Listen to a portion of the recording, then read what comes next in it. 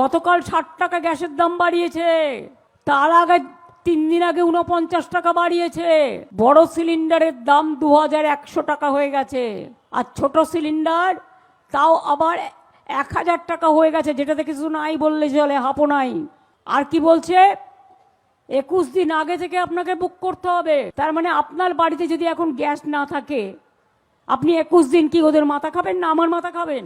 কার মাথা খেয়ে থাকবেন? রান্না করবেন কোথায়? এগুলো আগে ভাবা উচিত ছিল না কমরেডদের? ওদের আমি এখন কমরেড বলি, কমরেড বেনামি। কমরেড আগে বোঝা উচিত ছিল না? কমরেড শব্দটাকে আমি শ্রদ্ধা করি, বাট বেনামি কমরেডদের নয়। তাদের জিজ্ঞেস করি আগে কি করছিলেন? ঘুমোচ্ছিলেন না উপহার নিয়ে বেড়াচ্ছিলেন? গলায় মালা পরে বেড়াচ্ছিলেন দেশকে বেচে দিয়ে?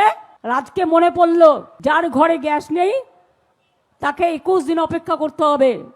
রান্নাটা তাহলে আপনি করে দিয়ে যাবেন, হোম ডেলিভারি আপনি করে দিয়ে যাবেন। কেরোসিনও তো নেই যে স্টোভ জ্বালাবে, কেরোসিনও তো কোটা কমিয়ে দিয়েছেন, বন্ধ করে দিয়েছেন প্রায়। তা লোকে খাবেটা কি? মাথা চিবোবে?